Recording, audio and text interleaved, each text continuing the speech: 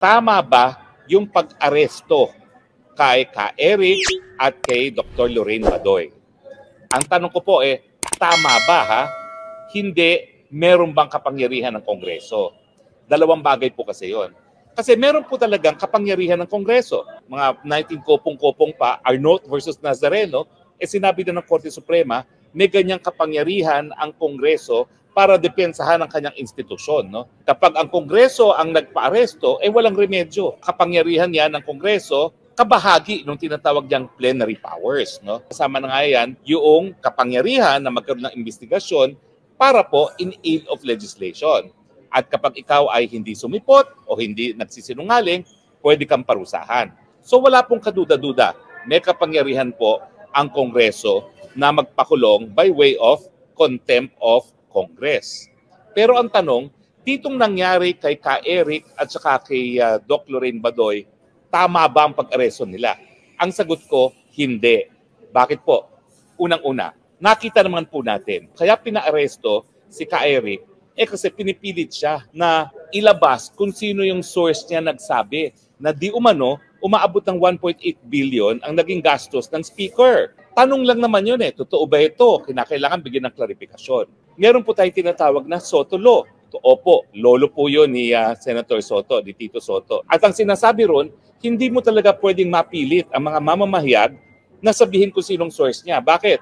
Kasi pag pinilit mo at ma-expose mo mga source, wala nang magbibigay ng impormasyon na kinakailangan malaman ng publiko. Kasi siyempre, kapag itong mga impormasyon nito ay laban sa mga politiko, gaya ng speaker, kukuyugin kung hindi magkakaroon ng banta sa buhay ng source, di ba ho? No? Contempt of Congress ba kapag ang isang mamamahayag ay hindi nagbigay ng source? Yun nga po dahil may batas po na sinasabing hindi po pwedeng mapilit na sabihin ng source at hindi dapat mapanagot dahil sa kanyang pag-refuse na sabihin kung sino ang source, hindi dapat siya pinakulong. Si Doc Lorraine naman, abay ang sabi, paiba-iba ang iyong mga sagot.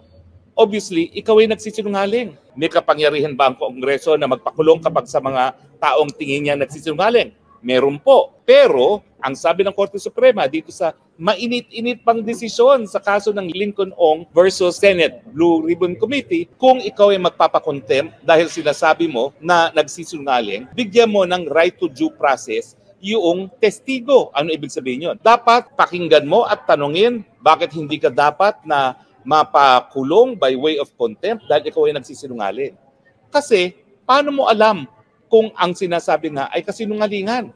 Sa katotohanan nga, tanging hukuman naman ang talagang venue para malaman kung anong totoo at anong hindi. Bagamat po, pwede rin talaga na mag-determine kung nagsisinungaling o hindi ang Kongreso, dapat pinakikinggan. Ang naging desisyon dito kay Lincoln Ong, dito sa Farmally, ang line of questioning kasi ni Senator Lacson ay, ano ba yan? Napakalaking halaga. Gusto mo kaming maniwala, itong halagang ito ay binayaran diretso na hindi ka nagbukas ng letter of credit. At ang sabi niya, yun naman po talagang totoo kasi may mga transaction naman talaga sa China. Nang nangyari, ang bayaran sa China. So hindi na kinakailangan ng letter of credit. So ang sabi ng Korte Suprema, paano mo alam na kasinungalingan niya? Conclusion mo na nagsisinungaling. Bigyan mo ng pagkakataon yung testigo na magsabi kung bakit ang sinasabi niya ay katotohanan lamang. At kapag hindi mo siya binigyan ng pagkakataon mapakinggan, that is grave abuse of discretion. Ibig sabihin, illegal, labag pa rin sa saligang batas ang desisyon na ipakulong. So, ano pong malinaw? Meron pong kapangyarihan ng Kongreso magpakulong by way of contempt, pero una-una, kinakailangan po hindi salungat sa batas.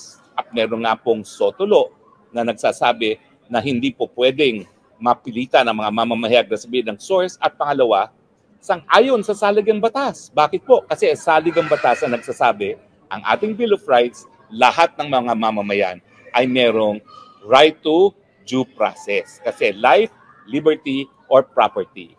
Life to due process kapag may banta sa kalayaan, sa buhay, o sa propiedad. Ano naman yung sinasabi ng mga congressman na yan na hindi po pwedeng ma-invoke ang Soto Law? Hindi daw accredited ng KBP. Hindi po required ang accreditation. Ang tanging definition po ng isang mamamahayag ay binigay ng International Labour Organization at saka ng UNESCO. Ang mamamahayag ay isang tao na bilang hanap buhay ay nagbibigay ng impormasyon sa publiko on a regular basis. Ang pagkakaiba ng UNESCO at ng ILO, ang sabi ng ILO, dapat may sweldo. Ang sabi naman ng UNESCO, hindi kinakailangan sweldo, kinakailangan lang yung regular na pagbigay ng impormasyon. Meron pong opinyon ang ating Special Rapporteur on Freedom of Expression na yung requirement na dapat ma-accredit ang media, yan po ay labag din sa karapatan ng malayang pamamahayag. Bakit? Sino ba ang mag-accredit?